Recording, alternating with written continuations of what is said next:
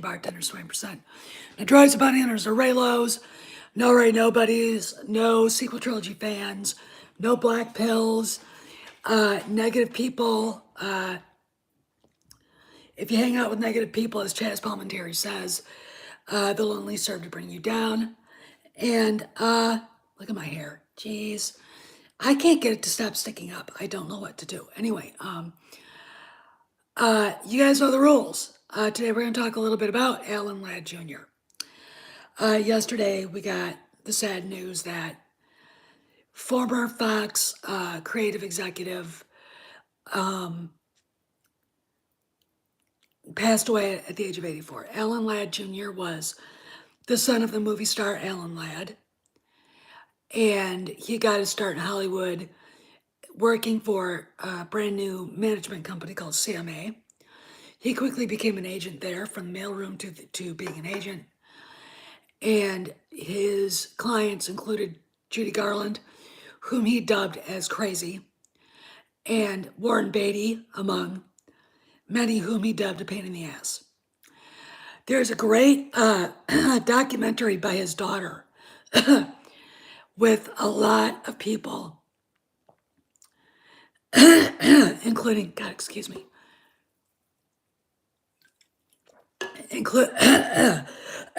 excuse me, God, you guys, including Sigourney Weaver, Ridley Scott, George Lucas, Ron Howard, talking about Alan Ladd. It was made a few years, Alan Ladd Jr. was made a few years ago. And when you realize how influential he was with Star Wars, let me explain. Well, George was freaking out making the movie. I mean, and George did freak out while they were making the original movie. Alan Ladd Jr. was fighting with the board of directors to get the movie made for 3 years. He never said a word to George about it. He was the one that got the extra money. He was the one that went the extra mile. He's the one that allowed George to get the merchandising rights to Star Wars. He is the one that had the vision enough to see where George wanted to take it. He's also responsible for movies like The Right Stuff, Chariots of Fire, Alien, Police Academy, Young Frankenstein, Braveheart, and I think even Gladiator. He was the kind of executive you want at your company. Soft-spoken, very intelligent, wouldn't say anything until he felt like he should say it, which, is a sign of a great leader. He stuck up for his artists, George Lucas in particular, Ridley Scott. He was responsible for Blade Runner. When Blade Runner came out, they were very embarrassed because it didn't do very well in the United States, and it did better in foreign countries. He basically felt like the movie was ahead of its time. What he didn't realize at the time was it would gain an audience. They call it a cult classic, but to me, Blade Runner sets the standards for futuristic movies. Science fiction, more of a futuristic movie. The cast was impeccable. The director, Ridley Scott. It's really funny. There are people within the fandom that think that was Ridley Scott's finest movie. I would say Gladiator and Blade Runner, right, and Alien. You have to respect an artist who's going to go off and do what he wants. Ridley Scott, like George Lucas, like Steven Spielberg, are not just genre filmmakers. Okay, well, Lucas is more than they are. But to put a filmmaker into a box and not appreciate the diversity and range that he has is kind of a shitty thing to do. Okay, and it's not what I think that the fandom should be doing. Alan Ladd Jr. was the kind of guy who could see possibilities. We don't have that anymore in Hollywood. Hopefully, Kareem Davis will allow Jon Favreau to be that guy, a vision, to see the possibilities. The corporate structure has to be separate from making the movies, and I agree with George Lucas on that. And when you realize the drama that went on at Fox in the background of Star Wars, it would make your hair turn white. No kidding. And Alan Ladd protected George Lucas from it. Okay, he protected the movie. So we lost a great one. He literally changed the way films were made. He literally gave people who are truly talented storytellers their chances. Okay, he championed Braveheart. Not historically accurate, but still one of the finest stories ever told. He gave, the great, he was there at the genesis of the greatest movie franchise and the most successful movie franchise of all time, Star Wars. He saw its potential. He saw potential in George Lucas. And the idea that he only got a little blurb here and there is mind-boggling. To see where he came from. Well, I mean, he was Hollywood royalty, but really, his father was an alcoholic, Alan Ladd. There was no Betty Ford clinic. There were no clinics to help people dry out and to help them get sober. And the man died at the age of 50. Okay. He was divorced. So Alan Jr. lived with his mother. He wasn't really, when they would do the big layout photo spreads and all the celebrity magazines, that part of the family was never really mentioned. And when he, would mention the fact that he was the son of Alan Ladd Sr., people would go, no, he's only got 3 kids. It's like, no, he's got 2. Or 2 more, he's got 5. So it was a very difficult childhood growing up. And yet he followed that father into the movie business and probably made more of an impact than his father could have ever imagined making. Because he said yes to George Lucas. Think about it. Alan Ladd Jr. is not only directly responsible for the greatness that Star Wars is, he is directly responsible for even, I would say, Raiders of the Lost Ark and Harrison Ford's career and Mark Hamill's career. Because you need people like him in your corner if you're going to go anywhere in that business, hell, in any business. Every industry needs people who are creative, who are people of vision. All right, it doesn't matter if you have the imagination. That's creative parts.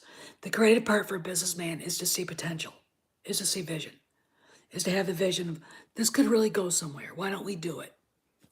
That was Alan Ladd Jr. And the movie business has suffered because it doesn't have those people anymore. What it's got is a bunch of egocentric people who don't know how to make movies, who don't know how to tell stories, who give out of nepotism, phony, basically politicians like J.J. Abrams, all the breaks in the world. J.J. Abrams, I don't think would have gotten a knee through the door, his nose through the door of Alan Ladd Jr.'s office. Sure, Regarding Henry was great. That's it. Why was it great? Director, there was help on that from Daddy. It's very interesting to me how this all has played out. Seeing somebody like J.J. Abrams, who I'm going to get to big time in a minute, have all these great opportunities. Hey, Dave. Um, who have all these great opportunities thrust at them for no reason other than they know people. Hey, White Phoenix. You've got, you know, Abrams' little seeds of bullshit, growing weed patches at Paramount with Kurtzman and hidden and was it Hidden Hideout or Hideout, whatever they call that studio. You've got the two idiots doing the Rings of Power, and they're shocked that they're getting pelted with rocks and garbage by the fans. What they expect? This is what nepotism, lack of talent, and really apathy towards the material gives you. There's no passion anymore. None. And it's really, really, really, really, really interesting to me that, this is happening. But there's always a lull. Everything runs on a cycle. We're at a low cycle, but we're probably coming out of the dip. Spider-Man No Way Home, Afterlife, prove that woke doesn't necessarily sell and that movies don't have to be woke to be popular, which is kind of a unique idea. But we still have people caught in 2018.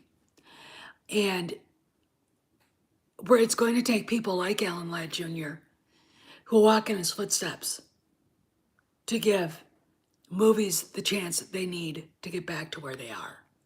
Okay? Now, there is a documentary done by Alan Ladd Jr.'s daughter here on YouTube called Laddie. I rented it out. You can rent it for $2.99 or $3.99 for the entire month. So I suggest y'all watch it. Hey, Latino Slant, because you'll find out a lot about movie making back in the 70s, which is where the blockbuster was born, which is where Lucas and Spielberg and Coppola really got their chances to fly. Okay, this is where it all began. Anyway, want to talk about Bob Chapek. So the usual suspects are reeing. They're reeing because Ron DeSantis, governor of the great state of Florida, and if Florida was somewhere in the Dakotas, I'd probably live there, but it's too hot, too many bugs, and I don't like humidity. I hate it. We sold our house. We lived in Tampa when Rudy was at SOCOM. We sold our house.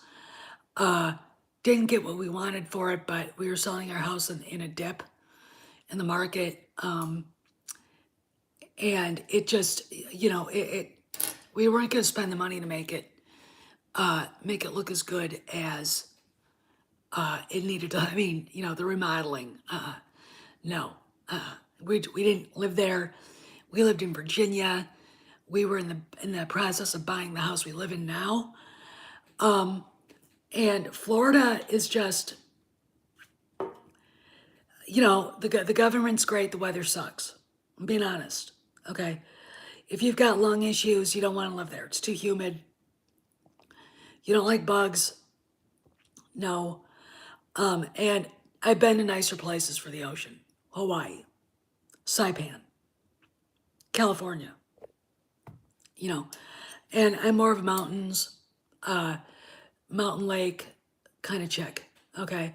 Give me the mountains in Wyoming or Montana and I'm happy. Anyway, but Ron DeSantis championed a bill that passed the Florida State House called Don't Say Gay. They call it the Don't Say Gay bill. And what it is it affirms that schools do not have the right to talk about sexuality to little kids. So this kind of eliminates Drag Queen Story Day. And, Wendy has two mommies, and Carla has two daddies. And, you know, Betsy doesn't know if she's a boy or a girl, and all the rest of the bullshit that they're trying to get our kids into, that we see in some Zoomers because they've been so, brainwashed. And DeSantis is one of those people, like I am, that he basically says, kids belong to their parents. This is the responsibility of their parents to teach this stuff and to talk about this.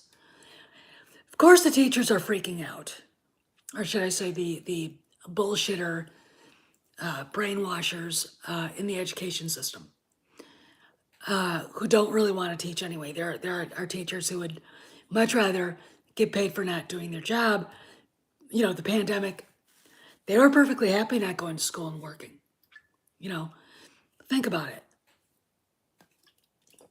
Anyway, so this bill passed the Florida State House, and I will say it's probably on its way to going to the governor's desk, because it'll probably pass the Senate. And of course, the usual suspects are flipping out because Disney has no comment on it. Now, Bob Iger is screaming on Twitter, "Oh my God, this is so bad. Gay representation." And all the rest is virtue signaling bullshit, from 2018. Hey, Ragford. I see Paulie's here, Ragford here, a bunch of good people. Usual suspects, awesome. But Bob Chapek, when confronted with it, said no comment. Disney. Oh yes, Twitter twat. Somebody ought to troll him with that. In fact, somebody should say, "Hey Bob, I guess your transition from big boss at Disney to Twitter twat is complete, right?" The man has delusions of grandeur. Anyway, Bob Chapek said no comment. What does this mean? This means Disney is basically saying, we're not getting involved. We are not activists anymore. We want everybody to come here to Disney, and this is not a place for Disney to talk. Ultimately, what he's saying is that traditional families, are very important to us. All right, parents are very important to us, and we see the tea leaves are not, and we don't believe in it anyway. That is not a subject Disney needs to get into. What's surprising, and I think really setting the SJW's hair on fire, is this. Susan Arnold, the chairman of the board, is a lesbian. And she's like, good going, Bob.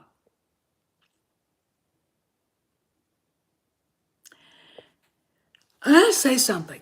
I've said this before, I'll say this again.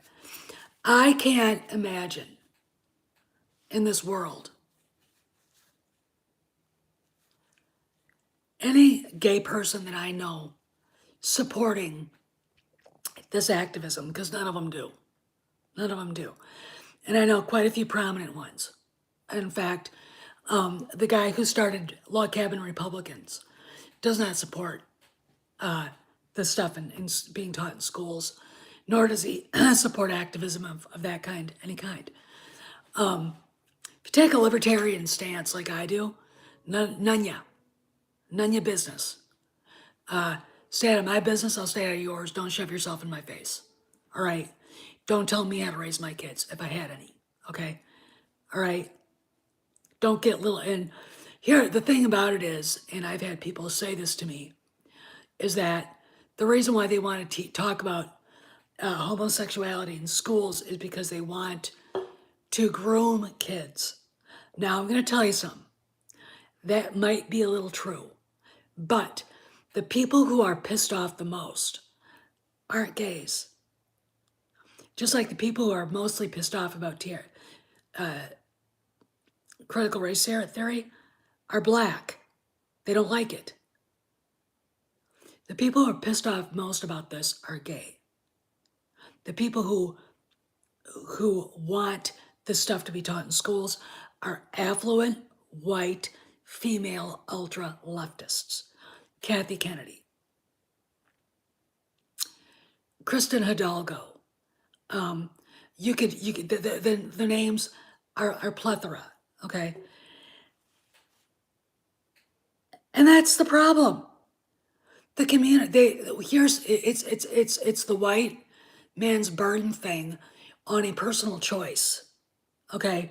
The white women in the middle of the group of, misfits, which is what the poor put upon misfits.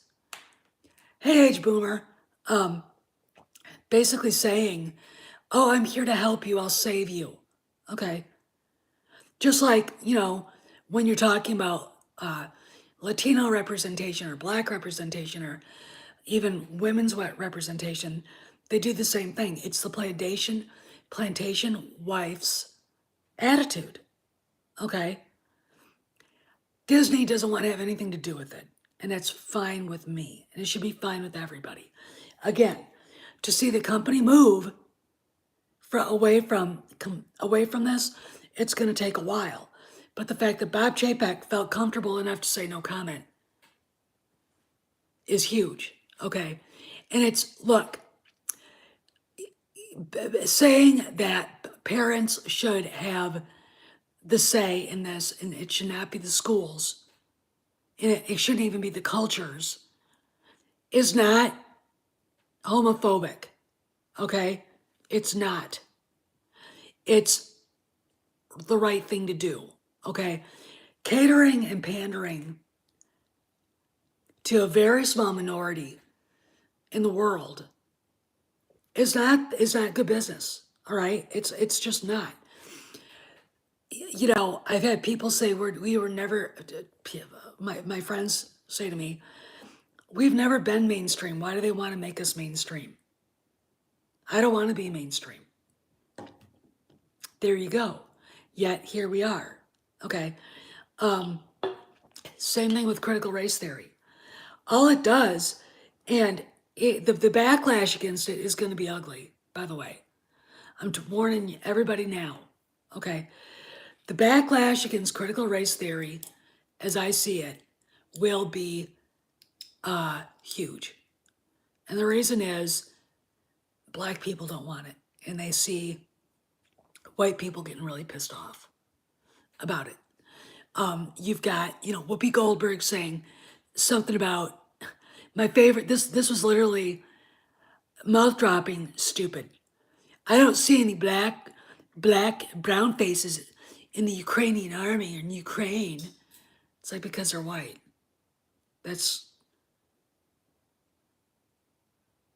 They're white. That's racism right there. That is racism on steroids. Okay. Personally, I don't care. There's some places in Russia, you're standing there looking at people you swear to God are Chinese and they're Russian. Okay. The ignorance of that statement, hey man piranha, and the dangerous precedent it has, because what it does, it sets up conflict. There's only so much a little white boy can take being told you're a bad person because you're a white boy. Hey, Carl. Oh, I was just talking about Alan Ladd Jr. And now I'm talking about Disney basically saying F you to people demanding an answer from them on the Don't Say Gay bill in Florida. Basically, Disney's like, whatever, man, whatever. Okay. So, and then we've got Sam Elliott. Sam Elliott went on a podcast and ripped Jane Campion's Power of Dog apart. Why? The movie is supposed to be set in 1890s, maybe 1920s, Montana, on a ranch. Benedict Cumberbatch, not the rugged type that you would believe would be playing a ranch owner back in that time period. Plays a closeted gay guy, and he's an asshole. And that's what the movie's about. The movie was filmed in New Zealand, which is, if you've ever been to Montana,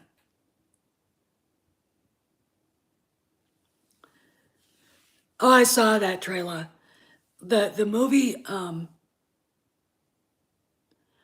is set in Montana. If you've ever been to Montana, you can see the difference.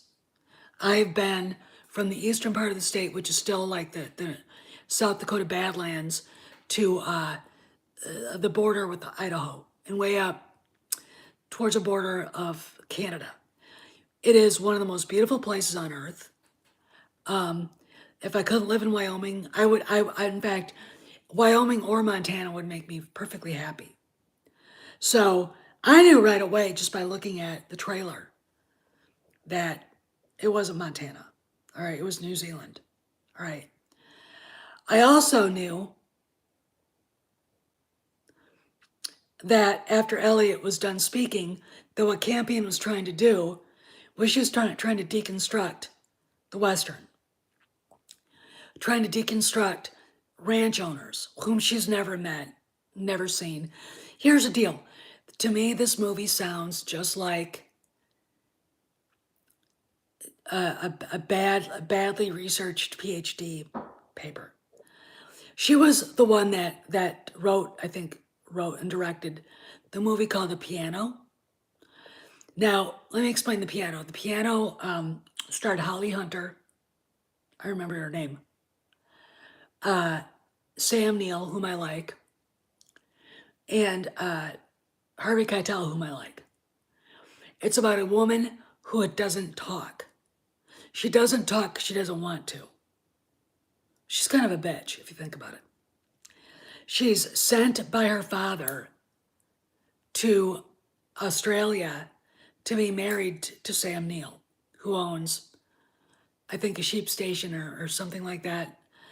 I haven't seen the movie in years, but and I haven't thought of it in years. And she brings this huge piano with her. Her only self-expression is playing her piano. And I think somewhere I've even got the soundtrack. I don't remember. Anyway, the movie is a feminist tome about, basically arranged marriages. Sam Neill's character's an asshole, but when you start to think about that, the antagonist through the whole movie is Holly Hunter. Okay, I have no fucks to give. Her daughter, Anna Paquin, is in it. Plays her daughter, she's in it. Anyway, they lose the piano, it sinks right out in the sea there. And it's really weird. I can't remember if they get it and somehow it sinks, and I don't really know, but she ends up, you don't know at the end if she dies with her foot wrapped around the rope of the piano when it sinks, or if she stays alive. But she has an affair with Harvey Keitel's character, who I think is like half Aborigine, and he's naked in it. It's like, I like Harvey Keitel as an actor, but I didn't need to see that, okay? There are actors that, I'm the kind of girl who can look at a guy like Harrison Ford or, Kevin Costner, or Patrick Swayze back in the day, and I have an imagination. I don't need to see them naked, and to me it takes away from the mystery, from viewing the movie. Suddenly the story's about, oh wow, he's naked now, or oh wow, she's naked now. Okay, why, and what is the purpose other than to titillate people? And really, Harvey Keitel's nothing. Dude, I want to see you naked. I really don't. I was like, my niece is like, oh my God, I'm covering her eyes. Not the first part, man. She should have seen naked. I did not know that was going to happen either, by the way. Anyway, The movie was depressing. So the idea that Jane Campion would then turn around and attack the American Western and attack those values that created the American West doesn't surprise me. Basically, Elliot dropped F-bombs. And here's the reason why. Now, I have cousins who own a ranch in Colorado, in the Tri-Corner area of Nebraska, Wyoming, and Colorado. And it's right by Greeley. If you go to Kimball, Nebraska, you can actually go to the ranch from there too. And they've been there for well over a century. In fact, the first time I went, I was 7 years old, maybe 8, 7, 6. I can't remember. But we got to hang out at the old ranch house with the late that with the matriarch Velma and her husband Brooks, and they were the children. They were both very old of the people who got the ranch, who settled the ranch. Okay, that's some big deal shit right there. Okay, hey Mazers, so when Sam Elliott says, I just spent a few days at a ranch in Texas that's been run by the same family for 5 generations, that's a big thing. That's a big thing. Okay, I understand what he's saying. Okay, I understand it. Here's the deal about that, and I think Taylor Sheridan is really exploring that idea with Yellowstone and with 1883. The land becomes part of the family. It is what shapes your character, okay? If you live that way, you're raising animals, cattle, you are living out in the elements, you have to depend on animals, horses, to get things done. You have to basically relate to others there, the Native Americans, it's other ranchers, townsmen. You become as a steward of the land. Your blood becomes part of the land, okay? And it shapes your character. This is why when you see, Clint Eastwood easily fitting himself into the outfit of a gunfighter or a rancher, or John Wayne, they understood that. The land has shaped those people's values. And a woman in that situation, ranchers' daughters, as Robert Duvall himself has said, are the toughest women on the planet, ranchers' wives. Okay? The two types of women you don't want to mess with are ranchers' wives and military wives, because we will eat your soul. Okay? Do not fuck with us. They're just as heroic in the role they play as the men are. Okay? Gotta learn how to shoot, gotta learn how to ride. You've got, if it's a hard-working ranch, you're cooking for a lot of different people. Okay? You are probably the mom to a lot of young ranch hands. You are probably the day sitter for some of them. Okay? Just like, if you're a military wife, you've got things to do. You've got volunteer work, whether you want to do it or not. You've got to talk to the young kids. You got to talk to their wives. You got to help find babysitters and do this, and you got to sit there and listening to the complaints. Okay, same thing. All right, it hardens you. It's a vocation. Okay, owning a ranch, being responsible for that is a vocation, and I think Sam Elliott understands that more than probably anybody in Hollywood. Okay, he is a man who takes great responsibility for the characters that he plays. In fact, give you a little anecdote. He played in We Were Soldiers a character named Basil Plumley. Basil Plumley was a sergeant major. Okay, he's a regimental sergeant major. He fought in World War II. He fought in Korea. He's fighting in Vietnam. The man was a solid gold, hard ass MFer and a hero. Okay? He was a hero. Elliot, they became friends, just like Mel Gibson and General Moore, whom Mel Gibson played in that movie. He became friends with him. Okay? They bonded over the characters, and when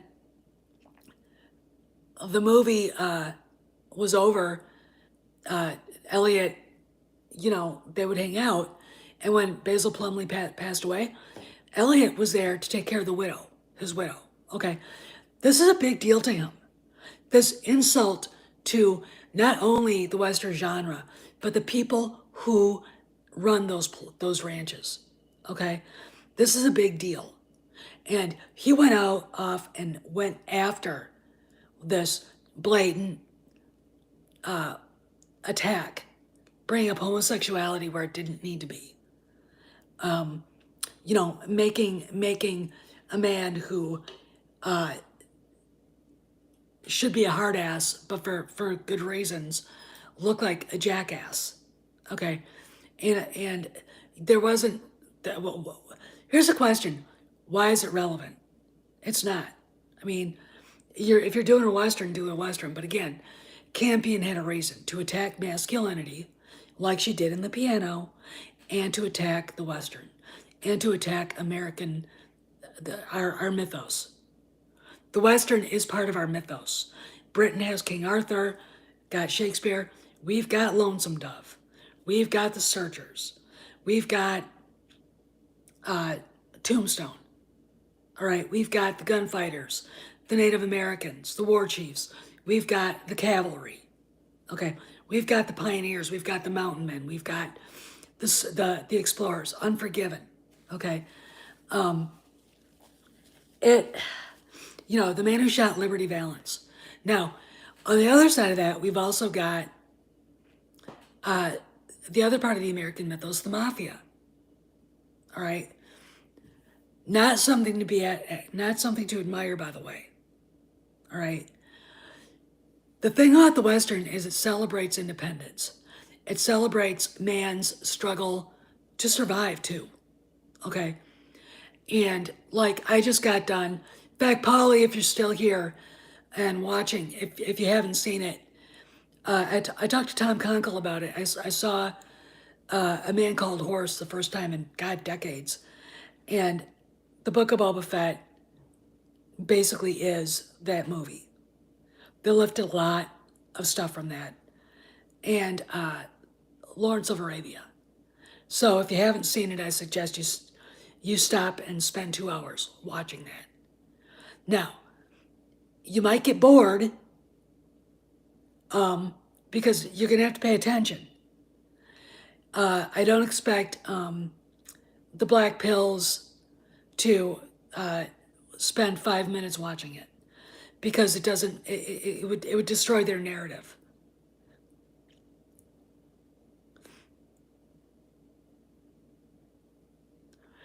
Oh yeah, you're right, Don. I mean, Don is right.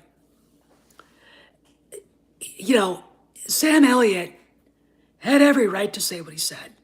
And it's a strike against the SJWs, and now they're trying to get him canceled. Good luck trying to get Taylor Sheridan to do that. Have you seen Taylor Sheridan? He looks like he spits bullets. He's a showrunner. He also looks like a gunfighter. Okay, this is a man. This is a very rare person in the film industry. This is a throwback. He reminds me a little bit of John Ford. I'm gonna fucking do what I want to fucking do and leave me alone. Okay, that's what he reminds me of, and it's heartening to see. Okay, so good luck on that. But I'll tell you, what's going on here is Captain Krypton on Cameron's,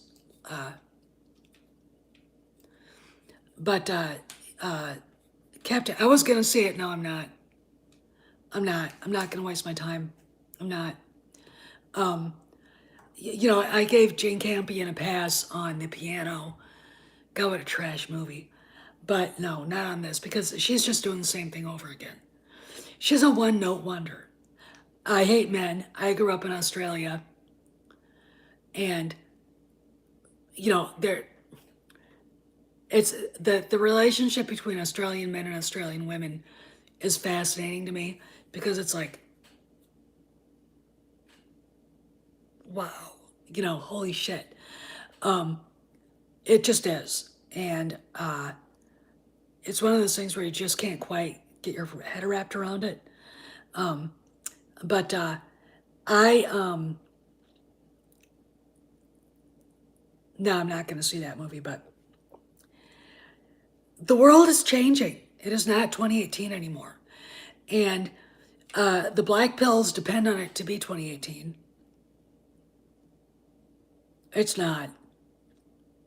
A lot of people forget about the pandemic, I swear. They know it's there. They still see morons walking around with masks on. But the pandemic changed everything. It exposed them. It made companies like Disney ask themselves a good hard question. What's going on? Why are the audiences mad at us? Okay? All right, now, Cobra Kai kind of proved that, but Afterlife definitely proved that. And if you haven't seen Afterlife, please watch it. It's a good movie. And you know, they're selling, when I get done here, I'm gonna take out a leftist scumbag that bitching about people working 80 hours a week. If that's what you gotta do, bitch, right? If that's what you gotta do. You know, yeah, you should fucking work 80 hours a week. How's that? Maybe it'll take you off of the fucking internet. You're not bothering anybody. How's that? But the pandemic changed everything. And the SJWs are now not realizing that they're behind the times. So are the black pills. And with Disney canceling the Beauty and the Beast prequels where LeFou comes out, which is what it was going to be, that's an indication that a lot of stuff that has been in the hopper is going to go bye-bye, including The Acolyte. If The Acolyte is still there, sadly. Why, I don't know. But there you go. You know, no one can explain why. It hasn't been announced. You know, here's the deal. It's March. They should be announcing everything. Everything should be set and nothing on IMDb Pro, nothing. Okay, now, that doesn't mean anything? Oh, it might not. But the fact the press isn't talking about it, and the fact that Kareem Davis just basically cut a show that was about ready to start filming, the chance that show gets made, The Acolyte, is about that big. Okay, there's gonna be more all right, going on. But again, times have changed. People don't want it. The audience doesn't need it. There's no money in it. And you watch. Here's another thing.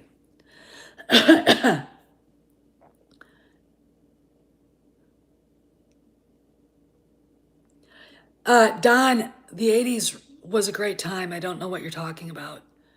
This is probably the wrong place to attack the Reagan era, okay? Really. I'm telling you right now. Probably should not talk about that here, okay?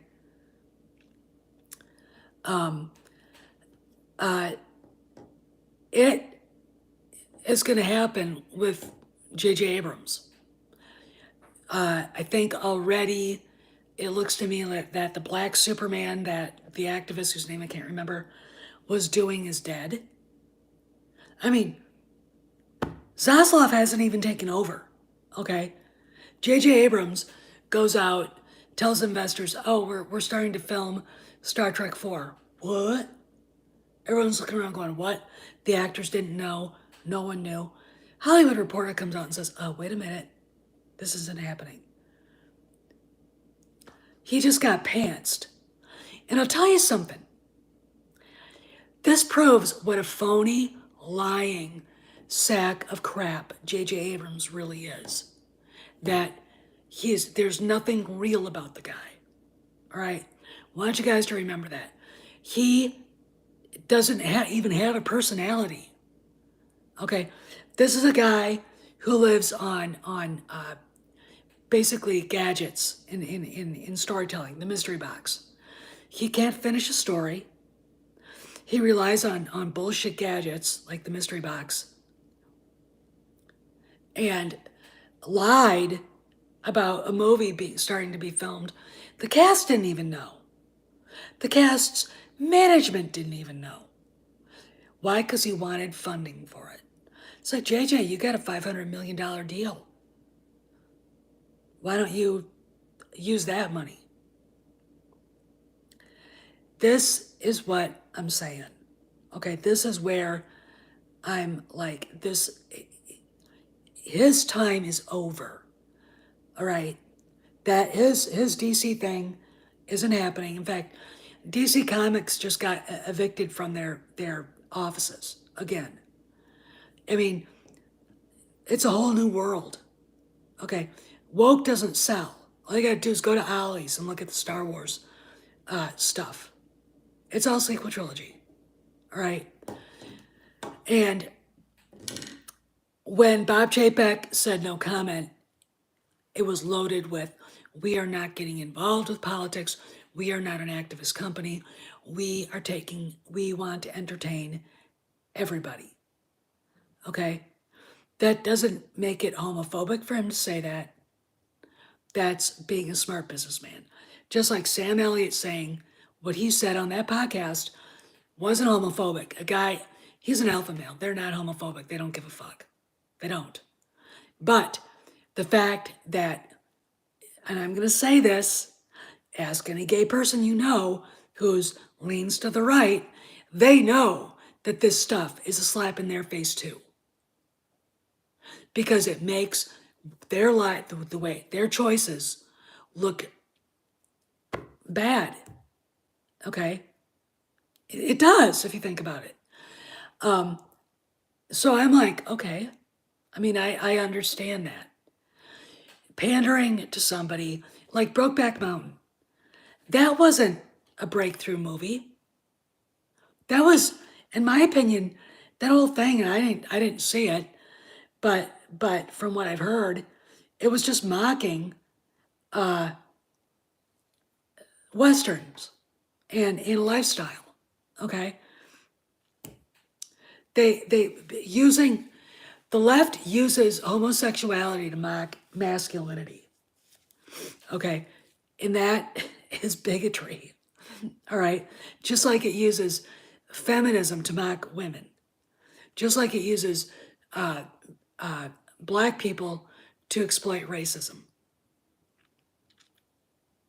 All right, I mean, think about it. You know, and it's carried by awfuls, affluent white female ultra leftists like Kathy Kennedy, etc., etc. Okay, so I've been on for almost 50 minutes. I want to talk a little bit about Alan Ladd Jr.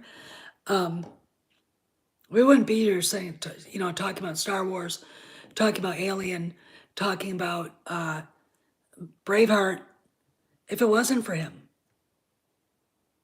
right? The man was an epic visionary. And the Police Academy movies. Yeah,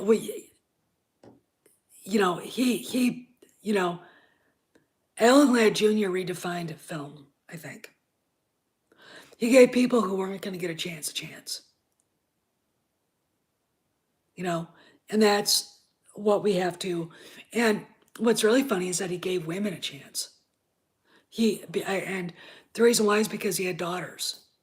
Yeah, I talked about Blade Runner before, Matt Piranha, how embarrassed they were by it because it wasn't successful. And Laddie even said, you know, it was ahead of its time. Now look at it. It's one of the most respected science fiction futurist movies of all time, with literally one of the greatest endings and soliloquies of all time. The cast was epic. I mean, that's the only word I can think of. Legendary, mythological. Okay, they were just titans. So, you know,